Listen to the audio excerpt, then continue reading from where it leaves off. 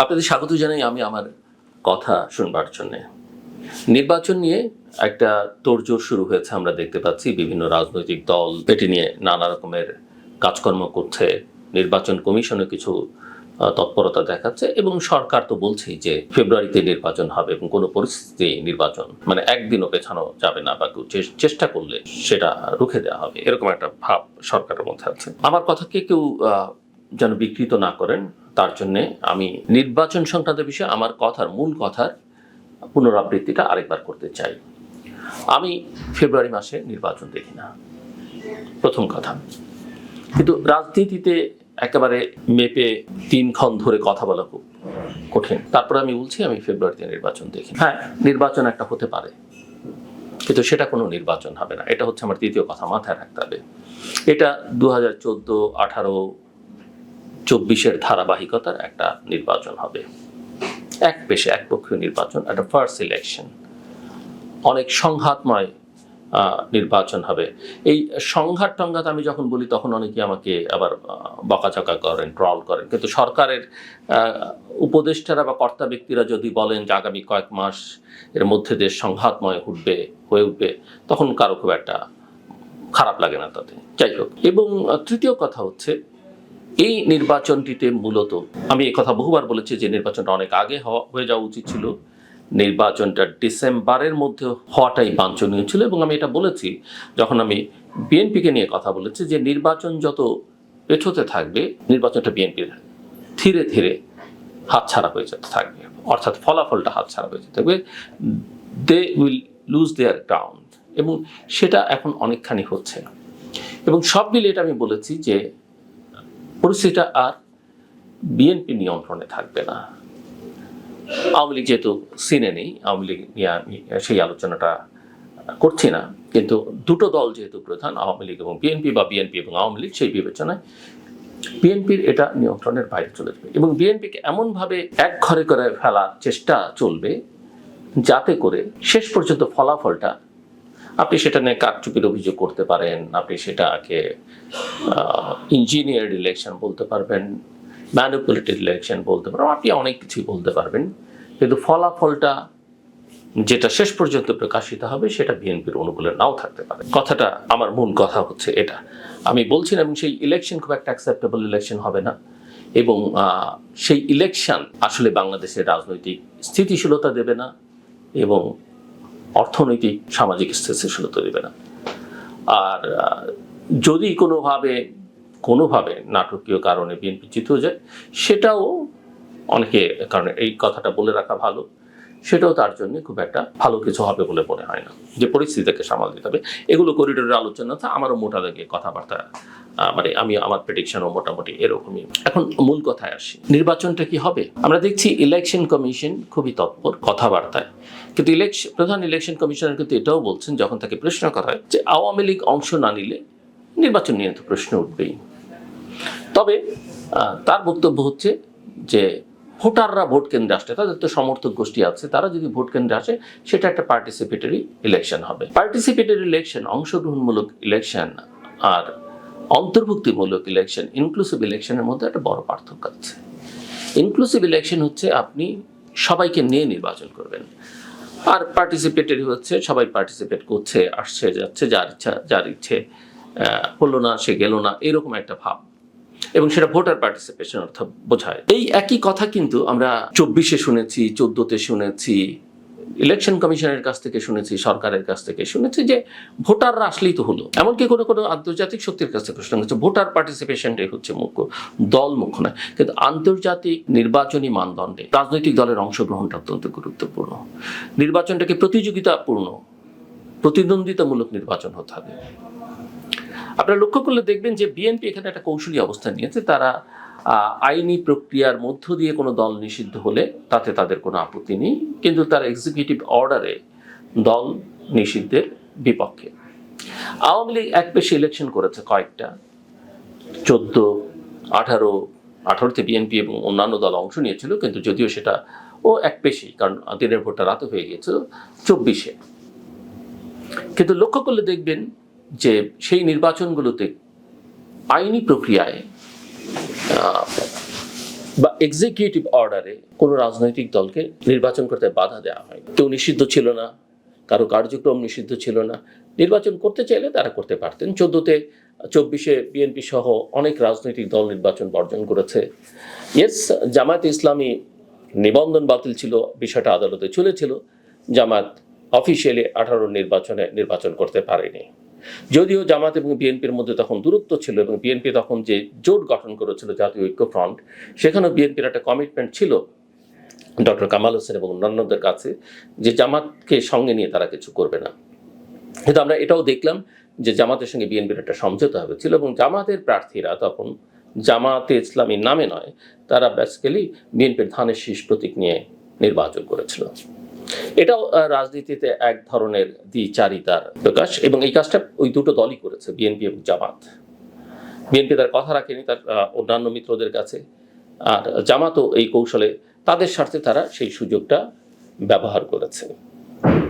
এখানে আবার আরেকটা দিক আমরা আলোচনা করতে পারি যে 24-এর নির্বাচনটাও, যেটাকে আমরা একপেশে নির্বাচন বলছি, এখনো হয়তো অনেকে বলবেন যে অনেক অনেক রাজনৈতিক দল অংশ নিচ্ছে। 24-এর নির্বাচনে কিন্তু 28টি নিবন্ধিত রাজনৈতিক দল অংশ নিচ্ছিল। তারপরও সেই নির্বাচন আমাদের কাছে কারো কাছে অ্যাকসেপ্টেবল নির্বাচন নয়। একমাত্র ইতিহাসের সেরা নির্বাচন ছিল শেখ হাসিনা এবং তার দলবল এবং সরকারের কাছে, যেমনটা একটা ঐতিহাসিক নির্বাচন করতে চাইছেন প্রফেসর মোহাম্মদ ইউনূস আগামী ফেব্রুয়ারি মাসে। নির্বাচন নিয়ে অনেক রকমের কথাবার্তা, অনেক রকমের দাবি, এনসিপির দাবি, জামায়াতের দাবি, আমরা বিএনপির হতাশা দেখছি।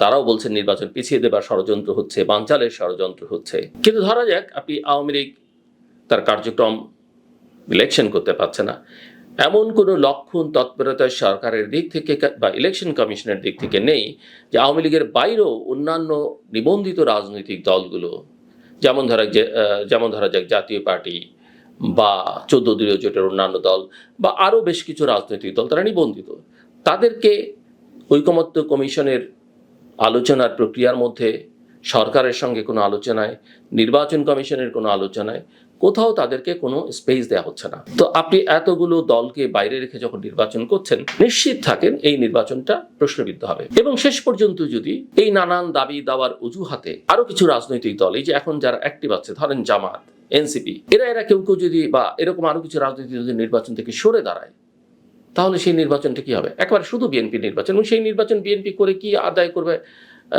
করতে পারবে আমরা জানি না। হ্যাঁ, এই সরকার ক্ষমতায় থাকলে জামাতের একটা লাভ আছে, এই সরকার ক্ষমতায় থাকলে এনসিপিরও হয়তো কিছুটা লাভ আছে, যদিও এনসিপিকে আসলে সবাই ব্যবহার করছে এবং ব্যবহার করে ছুঁড়ে ফেলে দিচ্ছে, মূল লাভটা জামাতের হচ্ছে। কিন্তু আমি যেটা বলেছিলাম যে জুন মাসে প্রফেসর মোহাম্মদ ইউনূস এবং তারেক রহমানের মধ্যে, মিস্টার তারেক রহমানের মধ্যে বৈঠকের পর থেকে আসলে বিএনপি ট্র্যাপড হয়ে গেছে এবং দলের নেতা, দেশের নেতা হিসেবে তারেক রহমান যে জায়গায় আছেন, নিজের যে একটা ইতিবাচক ইমেজ তিনি সবার কাছে তৈরি করেছেন এবং দেশটাকে রক্ষা করবার প্রধান পুরুষ হয়ে উঠবার যার সম্ভাবনা, কারণ আর কোনো অপশন যেহেতু বাংলাদেশের মানুষের সামনে নেই, অনেকেই মনে করেন, সেখানে তারেক রহমানও খানিকটা ভালনারেবল হয়ে গেছেন। এটা হচ্ছে আমি অনেকদিন ধরেই বলবার চেষ্টা করছি। কাজে আমি মনে করি না যে এই নির্বাচনটি হচ্ছে, আমি মনে করি না হলেও সেটা আসলে কোনো নির্বাচন হবে, সেটা দেশকে রাজনৈতিক কোনো স্থিতিশীলতা দেবে না। কিন্তু আমাদের একটা নির্বাচন দরকার, খুব ভালো নির্বাচন দরকার এবং দ্রুততম সময়ের মধ্যে দরকার।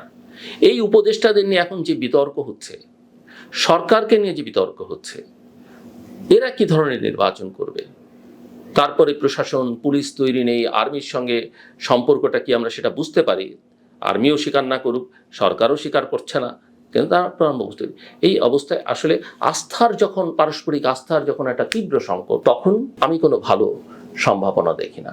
আর আজকে যারা নির্বাচন করছেন, এরা সবাই কিন্তু একই ঘরের, এরা একসঙ্গে ছিলেন, এখন নিজেরা পরস্পরের বিরুদ্ধে কাদা ছোড়াছুড়ি করছেন বটে। এখন আওয়ামী লীগ, তার অপরাধের কোনো সীমা নেই, সরকারের অপরাধের কোনো সীমা নেই। আমাদের চাইতে খুব বেশি ঝুঁকি নিয়ে বলেছেন এমন মানুষ খুব কম আছেন। আমরা তাদের বিচার চাই। আন্তর্জাতিক অপরাধ ট্রাইব্যুনাল বলছে, নতুন আরপিও বলছে, আইন বলছে যে যাদের বিরুদ্ধে আনুষ্ঠানিক অভিযোগ দাখিল হবে তারা নির্বাচন করতে পারবেন না। যদিও অভিযোগ দাখিল হওয়া আর অপরাধ প্রমাণিত হওয়া এক নয়, তারপর আমি ধরে নিলাম তারা করতে পারলেন না, কোনো মামলার পলাতক আসামি নির্বাচন করতে পারলাম না, আমি সেটা গ্রহণ করলাম। কিন্তু বাকিরা দল কি আইনে নিষিদ্ধ নয়? হ্যাঁ, তাদের অনুশোচনা নেই, তাদের তারা ক্ষমা চায় না, আমরা সবাই সেটা বলছি। এটা আওয়ামী লীগের অন্যায়, এবং এই অন্যায় আসলে তাকে মানুষের মন থেকে অনেক দূরে সরিয়ে দিচ্ছে। কিন্তু আপনি যখন ক্ষমার প্রশ্ন বলবেন, বা এই যে নিষিদ্ধকরণের ইস্যু বলবেন, বিচারের প্রশ্ন বলবেন, তাহলে আইন তো সবার জন্য সমান। আপনি তো এক চোখের দৃষ্টিতে কোনো কিছু দেখতে পারেন না। আপনি তো জামায়াত ইসলামীর আমির শফিকুর রহমান নিউ ইয়র্কে যেটা বলেছেন, যে জাতি শুধু চিংড়ি মাছের মতো লাফালে হবে না, চিংড়ি মাছের মতো লাফিয়ে খালি পেছন নিয়ে থাকলে হবে না, তাহলে ভবিষ্যতে এগুনো যাবে না। এটা যদি ওনাদের বেলায় ইঙ্গিত করে থাকেন যে ওনাদের নিয়ে আলোচনা করা যাবে না, ৭১ কি হয়েছে, তাহলে ২৪ তো পেছন। হ্যাঁ, নিকট অতীত, ওটা দূরের অতীত, কিন্তু অতীত তো। যে কারণে আমরা ওই যে সামনের দিকে এগোবার জন্য ট্রুথ অ্যান্ড রিকনসিলিয়েশনের কথা বলছি। অনেকেই বলছেন, আমরা দেখলাম সরকারের উপদেষ্টা প্রধান বিচারপতি যদ্দূর মনে পড়ে তারা বাইরেও গিয়েছিলেন, সাউথ আফ্রিকাতে কিভাবে এটা হয়েছে, কিন্তু এশিয়ার এবং আইন উপদেষ্টা বলেছিলেন না, কিন্তু সেই বিষয়ে কোনো পদক্ষেপ আমরা দেখতে পাইনি। জামাত বলছে, জামাতের আমির বলছেন তারা ৪৭ থেকে এই পর্যন্ত কোনো ভুল করে থাকলে, কারো মনে আঘাত দিয়ে থাকলে তারা ক্ষমা চান। শুনতে ভালো লাগে। ৭১ উচ্চারণ করতে এত লজ্জা কেন? ৭১ যে অপরাধ, এই যে ৩০ লক্ষ মানুষ মারা গেল এবং তাদের মারা যাওয়ায়, তাদের হত্যাকাণ্ডে জামায়াতের নেতা কর্মীদের যে ভূমিকা, রাজাকার আলবদর আল শামস করে পাকিস্তানি হায়নাদের সেনাবাহিনীকে তারা যে সহায়তা করেছে লুটতরাজে, ধর্ষণে, অগ্নিসংযোগে, হত্যাকাণ্ডে, সেটার জন্য ক্ষমা চাইতে হবে না? ওনারা ওটা একটা রাজনৈতিক ভুল। এখন তো আওয়ামী লীগও বলবে আমাদেরটাও রাজনৈতিক ভুল। কিন্তু লক্ষ্য করলে দেখবেন তারা অনেক সময় বলেন যে আমাদের নেতারা অতীত ক্ষমা চেয়েছে। কোনো নেতা তাদের কখনো ক্ষমা চাননি। মিস্টার গোলাম আজম ক্ষমা চাননি। তিনি, হ্যাঁ, আমার যদি কোনো ভুল হয়ে থাকে, ভুল মানুষেরই হয়। ৭১ আমাদের রাজনৈতিক সিদ্ধান্ত ছিল, ভুল হয়েছে। আমরা রাজনৈতিকভাবে মনে করেছিলাম পাকিস্তান ঠিক আছে, পাকিস্তানের ঐক্য ধরে রাখা দরকার। আমাদের সিদ্ধান্ত ভুল হয়েছে। সিদ্ধান্ত ভুল হওয়ায় কোনো আপত্তি নেই। আপনি পাকিস্তানের পক্ষে থাকা আপত্তি নেই, থাকতেই পারে। আপনার রাজনৈতিক সিদ্ধান্ত ভুল প্রমাণিত হচ্ছে, ভুল হয়, সব দলেরই ভুল, রাজনীতিতে ভুল সিদ্ধান্ত নেয় অনেক সময়। কিন্তু ওই যে হত্যাকাণ্ড, অগ্নিসংযোগ, ধর্ষণ, লুটতরাজ, সেটাকে আমরা কিভাবে ক্ষমা করব? আর যখন আপনি দেখছেন লক্ষ লক্ষ মানুষের জীবন যাচ্ছে দেশটির স্বাধীনতার জন্য, এমনকি স্বাধীনতার দ্বার প্রান্তে যখন নিশ্চিত বাংলাদেশের বিজয়, তখনও তো জামাত ঘুরে দাঁড়ায়নি না, এটা অ্যাকসেপ্টেবল নয়। বরং ১৬ই ডিসেম্বর আমরা স্বাধীন হয়েছি, ১৪ই ডিসেম্বর বুদ্ধিজীবী হত্যাকাণ্ডে, সারা দেশের মেধাবী মানুষদের হত্যাকাণ্ডে জামায়াতের খুব গুরুত্বপূর্ণ ভূমিকা ছিল, সবাই আমরা জানি। তো আপনি সেটা বলবেন না যে হ্যাঁ আমরা অন্যায় করেছি, বা আমাদের পূর্বপুরুষরা অন্যায় করেছে, আমরা তার জন্য ক্ষমা চাই। মিস্টার মতিউর রহমান নিজামী, আরেকজন আমির জামায়াতের, যুদ্ধাপরাধে তার মৃত্যুদণ্ড পেয়েছে, তিনি ওই একই কথা বলেছেন, আমরা ভুল করেছি, রাজনৈতিক সিদ্ধান্তে বলছিল। কিন্তু এই সব অপরাধের জন্য আমরা ক্ষমা চাই, এ কথা কিন্তু কখনো বলেননি। কাজেই জামাত বলছে না, আওয়ামী লীগকে বলতে হবে। আমি মনে করি আওয়ামী লীগকে বলতে হবে, জামাত না বললে আওয়ামী লীগকে বলতে হবে। কিন্তু আমি যখন কথা বলবো, আপনি যখন কথা বলবেন, রাষ্ট্র যখন এই বিষয়টা দেখবে, আইন যখন দেখবে, সরকার যখন এটা বিবেচনা করবে, তখন আপনাকে দুটোই বলতে হবে। এবং এটা মাথায় রাখতে হবে, আমাদের ইতিহাসের সবচেয়ে মূল্যবান, উল্লেখযোগ্য, গৌরবময় অধ্যায় হচ্ছে ১৯৭১, আমাদের মহান মুক্তিযুদ্ধ। আপনি আওয়ামী লীগকে তার মানবতা বিরোধী অপরাধের জন্য কার্যক্রম স্থগিত করেছেন। আপনি কি জামায়াত ইসলামীর বিচার কখনো করেছেন বাংলাদেশে দল হিসেবে? আইনি প্রক্রিয়া, আমরা জামাতের যখন শেখ হাসিনার সরকার এক্সিকিউটিভ অর্ডারে জামাতকে নিষিদ্ধ করেছে, আমরা সবাই সমালোচনা করেছি, আমিও করেছি। এটা কোনো প্রক্রিয়া নয়। কিন্তু আওয়ামী লীগকে ব্যান করতে হলে জামাতকেও করতে হবে, আর না হয় এটা আইনের উপরে ছেড়ে দিতে হবে, বিচারিক প্রক্রিয়ার উপরে ছেড়ে দিতে হবে। বিচার যেটা সাব্যস্ত করবে সেটাই হবে। আওয়ামী লীগ দল হিসেবে দোষী হলে নিষিদ্ধ, আইন যদি অ্যালাউ করে, আদালত যদি বলে নিষিদ্ধ হতে পারে। একইভাবে জামাতও হতে পারে, নাও হতে পারে, কিন্তু সিদ্ধান্তটা আদালতের হাতে ছেড়ে দিতে হবে। এবং আইনটা আবার যথাযথ গ্রহণযোগ্য আইন হতে হবে। বিচারিক প্রক্রিয়াটা স্বচ্ছ হতে হবে। আদালত নিয়ে কোনো প্রশ্ন তুলবার যেন সুযোগ না থাকে, প্রসিকিউশনের প্রশ্ন তুলবার জন্য সুযোগ না থাকে, ইনভেস্টিগেশন প্রক্রিয়া নিয়ে প্রশ্ন তুলবার যেন সুযোগ না থাকে, সেগুলোকে নিশ্চিত করতে হবে। এবং সেটা যদি না করি আমরা, এক চোখে দেখলে এক চোখা নীতি আখেরে ফল ভালো দেবে না। বাংলাদেশের ভবিষ্যৎ তাতে কোনো ভালো ফল দেবে না।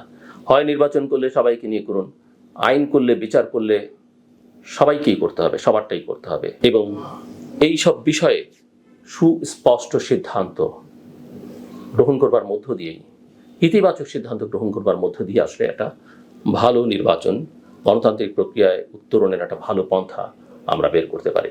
অন্যথায় এই গোজামিল দিয়ে কিছু করলে তার ফল ভালো হবে না। আমার কথা শুনবার জন্য আপনাদের অসংখ্য ধন্যবাদ। আপনাদের সবার জন্য শুভকামনা।